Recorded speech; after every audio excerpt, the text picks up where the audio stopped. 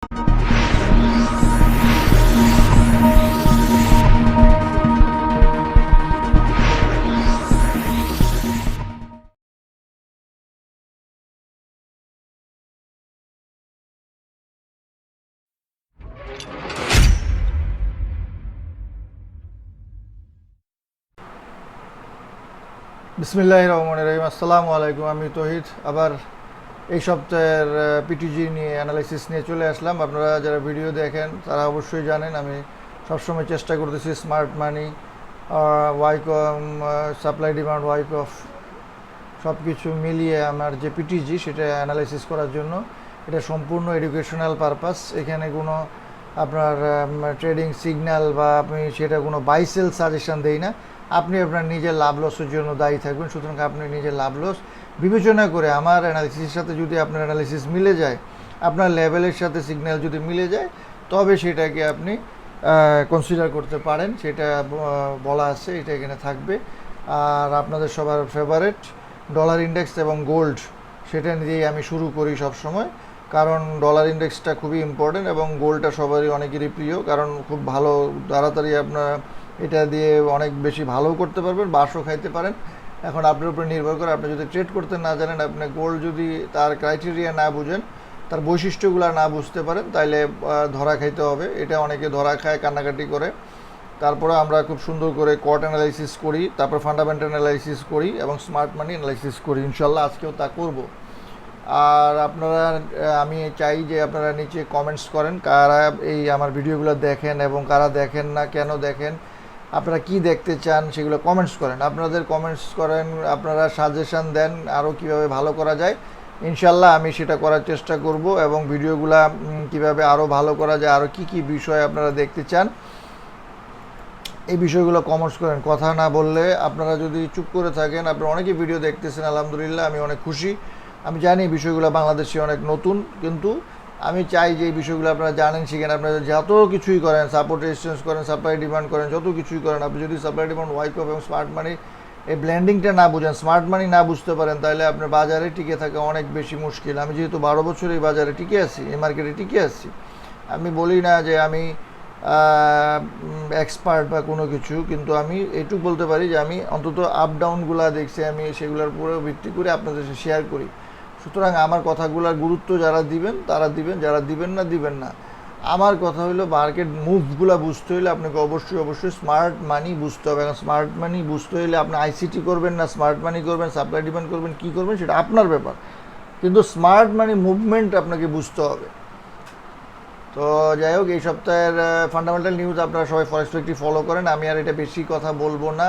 আমার যা দেখা যাচ্ছে দৃষ্টিতে, আপনিও দেখতে পাচ্ছেন, কিন্তু আমি যে বুঝি আপনি হয়তো অনেকে বুঝেন না, এই জন্য জিনিসগুলো একটু বলার চেষ্টা করতেছি। ইউএসডি কম্পারেট স্টেট ম্যানুফ্যাকচারিং ইন্ডেক্স আছে, এটা রেড ইন্ডেক্স। এটা বলা হয়েছে যে অ্যাকচুয়াল গ্রেটার দেন ফোরকাস্ট যা আছে -3.5, এখান থেকে যদি ভালো হয় তাহলে সেটা পজিটিভ হবে, কিন্তু আগে ছিল 6, এখন তারা মাইনাস আশা করতেছে, তাহলে এটা ভালো হওয়ার কোনো সম্ভাবনা নাই। এবং ডলার গত সপ্তাহে আমি বলছি যে উইকনেস শো করতেছে, এবং আরও কিছু ব্যাপার আছে, যেমন ফেড ওয়াচ টুল আমরা দেখব যে রেট হাইকের সম্ভাবনা কতটুকু আছে, তারপরে কট অ্যানালিসিস করব, আর এগুলো আমরা দেখব যে কতটুকু কী আছে এবং চার্টের সাথে সেটা মিলাবো। এইভাবেই কিন্তু ট্রেডিং করতে হয়, এইটাই হলো ডিসিপ্লিন, এটাই হলো মেনটেনেন্স। এখন এইভাবে কীভাবে করা যায় সেটা আমি আমার কোর্সে শিখাই। $80 বা Australian dollar monetary policy meeting আছে, এটা রেড আছে। ও ভেরি ইম্পর্টেন্ট, জাপানি ব্যাংক কিন্তু বন্ধ আছে সোমবারে, ওকে, এটা মাথায় রাখতে হবে। ব্যাংক বন্ধ থাকে মানে লিকুইডিটি কম থাকে। এশিয়ান টাইমে জাপান কম থাকে মানে অনেকটাই কম। তো উল্টাপাল্টা মার্কেট মুভ করতে পারে, আপনারা সাবধান থাকবেন। যেহেতু লিকুইডিটি কম থাকে, ক্যাট সিপিআই আছে, মানে মিডিয়ান সিপিআই আছে, এগুলো রেড ইম্প্যাক্ট, এগুলো দেখে নেবেন, এগুলো এক নজরে দেখে নেন। ইউএসডি কোর রিটেল সেলস, তারপরে এনজেড সিপিআই, এগুলো আসলে আপনারা দেখে নেবেন। এমপ্লয়মেন্ট চেঞ্জ, আনএমপ্লয়মেন্ট চেঞ্জ, এগুলো যদি আপনারা না বুঝেন, না জানেন, তাহলে কিন্তু মুশকিল, কারণ আপনাদের এইগুলি অবশ্যই জানতে হবে। কীভাবে ট্রেড করবেন, কীভাবে আপনার ডিসিশন নেবেন, হ্যাঁ, আপনারা ট্রেড করবেন কি করবেন না, এগুলো আপনাকে অবশ্যই শিখতে হবে। Fundamental is very important. টেকনিক্যালের সাথে সাথে ফান্ডামেন্টাল না জানলে হবে না। আমি কিন্তু ফান্ডামেন্টালের অ্যাডভান্স ফান্ডামেন্টাল আপনাদের সাথে শেয়ার করি, যেমন ফেড ওয়াচ টুল। ফেড ওয়াচ টুল বাংলাদেশে কয়জন কে শেয়ার করছে আগে আমি জানি না, কিন্তু আমি কিন্তু আপনাদের সাথে ফেড ওয়াচ টুল শেয়ার করতেছি। ফেড ওয়াচ টুল কীভাবে রিড করে সেটা আপনাকে জানতে হবে, বুঝতে হবে। ফেড ওয়াচ টুলের সাথে আপনি কীভাবে কি চার্টের সাথে আপনি অ্যাডজাস্ট করবেন সেটা আপনাকে শিখতে হবে। এখন দেখেন জুলাই মাসের রেট হাইকের সম্ভাবনা রয়েছে 93%, 93% রেট হাইক হবে, এটা নিশ্চিত হয়ে গেছে। এখন নিশ্চিত হয়ে গেছে তার মানে এখন মার্কেট কিন্তু ম্যানুপুলেটিভ ব্যাপার স্যাপার ঘটবে, অর্থাৎ এখন হয়তো দেখা যাচ্ছে ডাউন, একটু পরে দেখা যাবে আপ, এরকম। এখন হয়তো ডলার ডাউন আছে, এখন রেট হাইকের সময় যদি আবার বলে যে নেক্সটে আবার রেট হাইক হবে, বলতেছে না হবে, কিন্তু যদি বলে দেখা যাবে আবার আপ হয়ে যাবে। এখন কি হবে না হবে সেটা বুঝি কিন্তু আপনাদেরকে ট্রেড করতে হবে। তবে এইটার আর 10 দিন বাকি আছে, এটা আপনারা মাথায় রাখেন। এই যে 10 দিন কাউন্টডাউন হচ্ছে। তারপরে কট আমি অ্যানালিসিস করার চেষ্টা করি।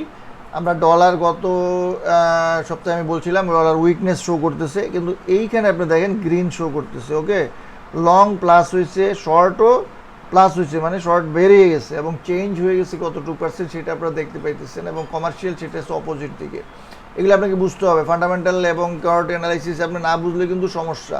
এখন এক নজরে দেখেন লং পজিশন মানে ডলার বুলিশ, এর পার্সেন্টেজ 70 ভাগ। এখন 70 ভাগ কি এই সপ্তাহে থাকবে না নেক্সট উইকে থাকবে, নাকি রেট হাইকের আগে এটা ডাউন হয়ে যাবে, এটা কিন্তু চার্টে বোঝা যাবে এবং এটাকে আপনাকে রিড করতে হবে, রিড করে সে অনুযায়ী আপনাকে ট্রেড করতে হবে। কিন্তু এখন আমরা এখানে কট অ্যানালাইসিস করে যা দেখতে পাচ্ছি সেটা আপনাদের সাথে শেয়ার করলাম, ঠিক আছে। গোল্ডের সেই একই অবস্থা, লং আপনার প্লাস হয়েছে কিন্তু শর্টও প্লাস হয়েছে এবং এখানে কিন্তু একটা চেঞ্জ হয়েছে। এখন চেঞ্জ কি হবে, এখানে বুলিশনেস শো করতেছে। এখন বুলিশনেস কি থাকবে না সেটা কিন্তু রেট হাইকের উপর নির্ভর করে এবং মনিটারি পলিসির উপর নির্ভর করে। ফেড যদি বলে যে আরও রেট হাইক হবে, তখন কিন্তু ডলারের আবার একটা সিগনিফিক্যান্ট চেঞ্জ আসতে পারে। আসবে কি আসবে না সেটা বড় কথা, চার্টে আমরা বুঝবো এবং ডিসিশন হলে তখন আমরা বুঝবো, কিন্তু আমাদের অবশ্যই অ্যানালিসিসগুলো এইসবের ভিত্তিতে করতে হবে। এখন আমরা দেখব একটু চার্টে কটটা দেখেন। আমি নেক্সট উইকে আপনাদেরকে বলছিলাম যে ডলার কিন্তু উইকনেস শো করতেছে, এই যে কারেন্সি ডলার ইন্ডেক্স, এবং বিষয়টা তাই হয়েছে। এখন এরপরে কিন্তু এটা আপ হয়ে যেতে পারে, হবে কি হবে না সেটা আবার যাই না, আবার আরও নিচে চলে যেতে পারে। সেইটার জন্যই কিন্তু আমার ওয়ার্নিংগুলা, ঠিক আছে। এখন গোল্ড কিন্তু উপরের দিকে দেখাচ্ছে, এখন উপরের দিকে যাবে নাকি পড়ে যাবে সেটা কিন্তু আমরা এই সপ্তাহে মার্কেট ওপেন হওয়ার পরে পাবলিক সেন্টিমেন্টের উপর নির্ভর করে আমরা বুঝতে পারবো, ঠিক আছে। তো আমরা কট দেখে নিলাম, কট দেখে নিয়ে এইটুকু আমি বলতে পারি যে এখন সপ্তাহের শুরুতে হয়তো ডলার কিছুটা উইকনেস শো করতে পারে অথবা স্ট্রেংথ শো করতে পারে, কিন্তু নেক্সটে কি হবে সেটা আমরা পরবর্তীতে বুঝতে পারবো। এখন আমরা চার্টে চলে যাব। আমাদের ভিডিওটা কত সময় হয়েছে সেটা আমি সবসময় দেখার চেষ্টা করি, 7, ওকে, নো প্রবলেম। আচ্ছা ঠিক আছে, এখন আমরা ডলার ইন্ডেক্স দেখি। ডলার ইন্ডেক্স কিন্তু এখন আমাদের গত সপ্তাহে আমি আপনাদেরকে যে ভিডিও দিচ্ছি সেখানে আমি বলে দিয়েছিলাম যে খুব সিগনিফিক্যান্ট লেভেলে আছে এবং বিষয়টা কিন্তু তাই হয়েছে। এখন দেখেন এখানে কিন্তু একটা সিগনিফিক্যান্ট লেভেল আছে, দেখেন। সো এখন এখানে কি হবে সেটা কিন্তু আমরা জানি না। এইটা কি আরও নিচে যাবে? হ্যাঁ, যাওয়ার সম্ভাবনা আছে। আমার মনে হয় এই জায়গায় যদি সে হোল্ড করে তাহলে সে আবার ব্যাক করে যাবে, আর যদি এটা ব্রেক করে যায়, হ্যাঁ এটা যদি ব্রেক করে যায় তাহলে পরবর্তীতে কিন্তু ঝামেলা আছে, ঝামেলা আবার এইখানে, ঠিক আছে। এবং এইটা যদি হোল্ড করে তাহলে আবার উপরে যাবে। তাইলে এখন ডলার কিন্তু এটা অনেক উইকনেস শো করতেছে। এখন উইকনেসের সাথে সাথে আরও কিছু বিষয় আপনাকে দেখতে হবে। ডেতে কিন্তু সে শুক্রবারে, এখন শুক্রবার কিন্তু আসল কথা না, এখন বুঝতে হবে যে এই সপ্তাহে সে কী করে এবং রেট হাইকের আগে কি করে। তবে আমরা দেখতে হবে যে আরও কোনো লেভেল আছে কি না, অর্থাৎ আমাদের লেফটে আর কোনো লেভেল আছে কি না, ঠিক আছে। তো দেখেন কোনো কিছুই দেখা যাচ্ছে না। তো আমরা ইনশাল্লাহ এইটুক বলতে পারি যে ডলার হয়তো যদি রিকভারি করে সেটা সপ্তাহে মানে রেট হাইকের আগে ডলার হয়তো উইকনেস শো করবে, অথবা হয়তো ম্যানিপুলেশন করার জন্য আরেকটু উপরে যেতে পারে। এখন উপরে কেন যাবে সেটা আপনাদেরকে জানতে হবে, সেটা জানতে হলে আপনাদেরকে জানতে হবে ফেয়ার ভ্যালু গ্যাপ। আমি সবসময় বলি, তো ফেয়ার ভ্যালু গ্যাপ কি দেখেন কত বিশাল গ্যাপ হয়েছে, দেখছেন অনেক গ্যাপ হয়েছে। এখন এগুলা এখানে ডাবল মারুবাজু আছে, গ্যাপ আছে, অনেক কিছু আছে, এখানে অনেক ফ্যাক্টর আছে। এখন এরকম হইতে পারে যে এটা আরও উপরে যায় তারপর আরও নিচে যেতে পারে। আবার যদি দেখা যায় সপ্তাহের শুরুতেই নিচে গেল আবার উপরে যাওয়া শুরু করলো, এখন কী হবে এইটার সম্বন্ধে কিন্তু আপনাদেরকে জানতে হবে, এটা বুঝতে হবে, না হলে কিন্তু হবে না। এখন দেখেন আমরা কিন্তু জানি না যে এই লেভেলটাকে সে হোল্ড করবে কি না, হ্যাঁ, আবার এই লেভেলে যাবে কি না। এখানে কিন্তু একটা কী হয়েছে, ড্রপ বেজ হয়েছে, ড্রপ হয়েছে। আমি কিন্তু আপনাদেরকে সব কিছু একদম চার্টে বলে দিচ্ছি যে কেন কি হচ্ছে। এইটা কিন্তু অনেকে বলে না, অনেকে কি করে জানেন, এরকম একটা লেভেল এঁকে দেয়, এখানে আসলে এই হবে, উপরে এইখানে ভাঙলে নিচে, কেন কিছু বলে না, কারণ সে নিজেও জানে না। কিন্তু আমি আপনাদেরকে কি বলতেছি, আপনি শিখেন। এটাকে বলে ড্রপ, এটাকে বলে বেস, এটাকে বলে ড্রপ। তো ড্রপ বেস ড্রপ যে জানে সে কিন্তু এটা বুঝতে পারবে। আবার যে গ্যাপ বুঝে সে কিন্তু এটা বুঝতে পারবে যে সে গ্যাপ। আবার যে ডাবল মারু বুঝে সে ডাবল মারু বাজু বুঝতে পারবে। এখন ডাবল মারু বাজু বুঝবেন না এসএনআর বুঝবেন না সাপোর্ট রেজিস্ট্যান্স বুঝবেন, সেটা কিন্তু আপনি ভালো জানেন। সাপোর্ট রেজিস্ট্যান্স যদি কাজই করতো তাহলে এটা ভাঙলো কেন?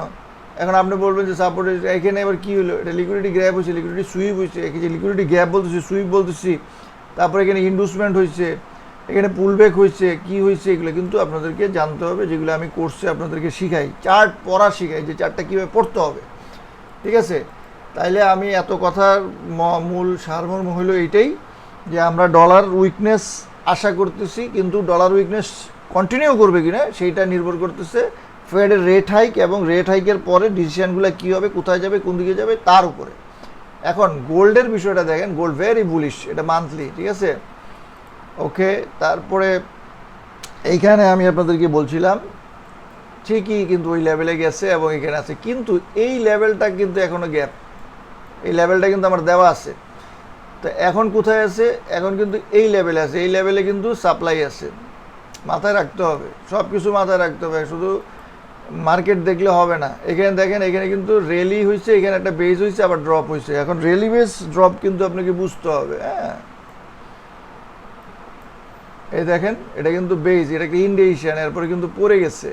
এখন এটা কি আরও পড়বে, পড়ে উপরে যাবে, নাকি একদম উপরে ব্রেকআউট করে উপরে যাবে, সেটা কিন্তু আমরা চার্টে দেখবো। এখন আমাকে যদি আপনি বলেন, আমি অবশ্যই এই জায়গায় সতর্ক হয়ে যাব, বিকজ আমি দেখতেছি পরিষ্কার এখানে সাপ্লাই আছে। তো যেহেতু সাপ্লাই আছে আমি এখানে বাই করব না। আমাকে যদি সেল দিতে বলে আমি এইখানে সেল দিব, আমাকে সেল দিতে বলে আরও উপরে সেল দিব, আমি সেল দিতে বলে আরও উপরে সেল দিব, আমি এখানে কিন্তু সেল দিব না। তাইলে আমি এখানে কি করব, এখানে আমি ওয়াচ করব। কি ওয়াচ করব, যে এখানে আমি যদি সেল প্যাটার্ন পাই অবশ্যই আমি সেল প্যাটার্ন দিব, এবং আমি অলরেডি কিছুটা সেলে আছি, কিন্তু সেলে থাকলেও আমি সতর্ক আছি যে এটা ব্রেক করলে আমি কিন্তু নাই, ঠিক আছে। এটা ব্রেক করলে এখানে কিন্তু প্রচুর গ্যাপ, প্রচুর লিকুইডিটি আছে, এখানে কিন্তু প্রচুর লিকুইডিটি আছে, উপরে প্রচুর লিকুইডিটি আছে, আপনাকে বুঝতে হবে। এখানে কিন্তু লিকুইডিটি তৈরি হয়েছে, এখানে প্রচুর লিকুইডিটি তৈরি হয়েছে। আমার কথাগুলা ভালো করে শুনেন, উপরে লিকুইডিটি তৈরি হয়েছে, তার মানে উপরে এটা গ্র্যাপ করে নিচে যেতে পারে, আবার এখানে লিকুইডিটি আছে, উপরে গ্র্যাপ, নিচে গ্র্যাপ করে উপরে যেতে পারে। এবং এইখানে দেখেন মার্কেট কিন্তু রেঞ্জিং, এখন উপরে যাবে না নিচে যাবে সেটা মার্কেট ঠিক করবে, আমি ঠিক করব না। আই ডোন্ট চেজ মার্কেট, আমি মার্কেটকে দৌড়ায় ধরার চেষ্টা করি না, মার্কেট আমার কাছে আসতে হবে।